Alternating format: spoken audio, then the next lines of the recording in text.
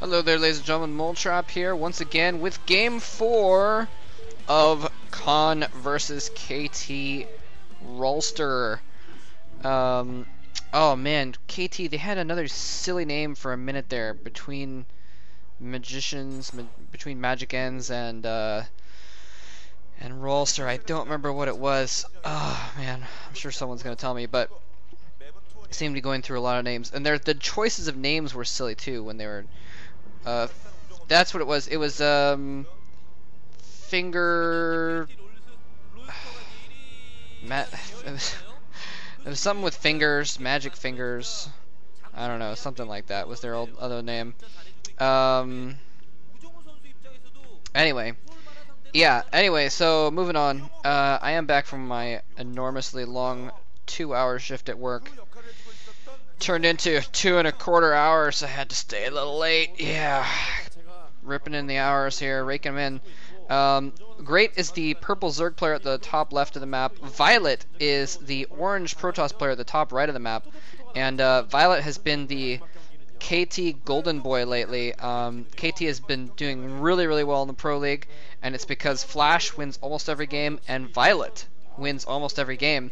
And then they can pick up an extra win from Flash in the Ace match, or occasionally the Luxury will pick up a win for them. So that's why they've been doing so well in the Pro League. So Violet is now going to be playing against the greater of the Khan Zergs, which last time I did a game with Odin, I was like the lesser of the Khan Zergs. That's not saying much if you're the lesser of the Khan Zergs. Great is, he's decent sometimes. He's not the most spectacular player, but he can pull out some decent play.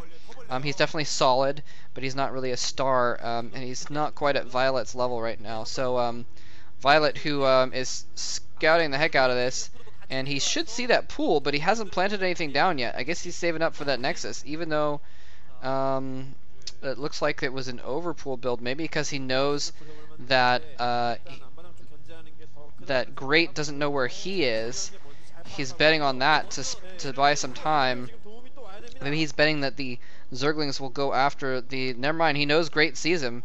So maybe he's betting that the Zerglings will go after the probe instead of the... What did he plant down a forge first? I didn't see there. Maybe he planted down a forge first. But it looked like an overpool build there. Again, I might have missed it again. But if it did go for an overpool, it'd be a little bit dangerous. Okay, he did get the forge down first, so that makes sense. Never mind. Perfectly fine. Perfectly fine. Yes. Anyway, so yes, I'm back from work. One of my roommates is home, but I'm gonna do a little commentating anyway. Since it's not too late, should be fine. Anyway, yeah. By the way, just while things are getting going here. Oh, that drone is almost dead. It's got 2 hits left on it.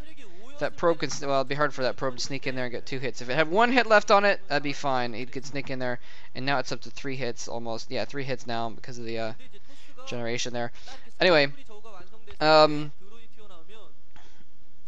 yeah, I wanted to say, give a pseudo shout out, I guess. I keep giving these weird quasi shout outs to, well, because this guy I was talking to on IRC last night, he didn't want me to give him a shout out.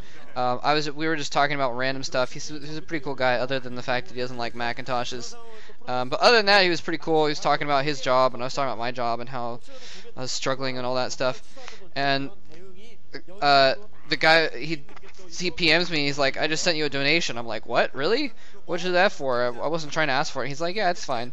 So, thanks very much to him in general. He knows who he is. And, yeah, because now I can eat this month. So that should be pretty sweet. Like I said, I do have a job, and so I'm kind of scraping by. But, they're not giving me enough hours, so I haven't really been doing any, haven't been able to put anything in the bank, so... Anyway, but hopefully it'll turn around soon. I'm going to start training at this new job, this new part-time job. It's the same times as my old part-time job, so I can't really do both of them, unfortunately. So I'm going to do the new one, and I should be making a little bit more money off that. So hopefully by the end of January I'll be making a decent amount of money. Enough to survive off of, at least. Anyway, enough complaining about my own issues. It's time for Great to complain about his issue of having to deal with Violet here. He's got his 3rd base up at the bottom right corner. Pretty standard here. He's got the lair going. Uh-oh, is that probe going to get in for another scout? He's been keeping it away very well. Is he going to put something on the ramp? Oh, Great fails at blocking that scout. but he's got several Zerglings heading from different directions towards the front door of Violet. He could go for a run by here. Only a single cannon. If he pulls the probes, he could protect that cannon pretty well. Speed upgrade is finished. He's got about a dozen Zerglings outside of Violet's main base here. He could go in. Oh, he does go in. He runs all of them by. Whoa, and Violet completely fails to pull any probes off. And now there's a ton of Zerglings in his base. Wow, that is a lot of Zerglings. And January looking a little bit satisfied there with this. Her Zerg player doing pretty well. He's picked off a few probes so far. The Zealots are running back to do some damage as well. Their probes engaging, but this is really, really hurting Violet's plan of action. Finally starting to pick off some Zerglings, but there was a ton of Zerglings got in. I don't know if any Zerglings even died.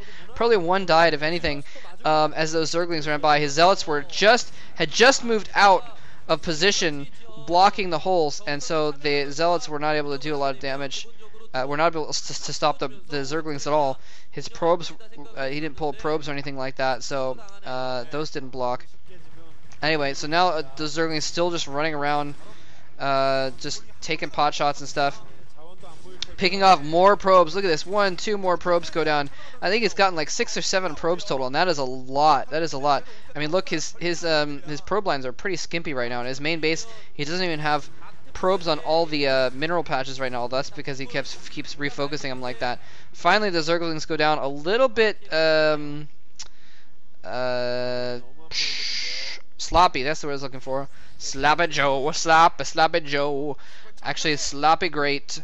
Not keeping one of those Zerglings alive to run around in that base. Looks like he might pick off this Corsair, though. He's got Scourge coming in from both sides. Yes, he's going to surround it. Oh, complete fail micro by Great. Brilliant micro by, oh man, look at that. Pimp, absolutely pimp Scourge dodge by Great. That was beautiful. I mean, by Violet, that was beautiful. Oh man, that was some of the best Scourge dodging I have ever seen. That was epic.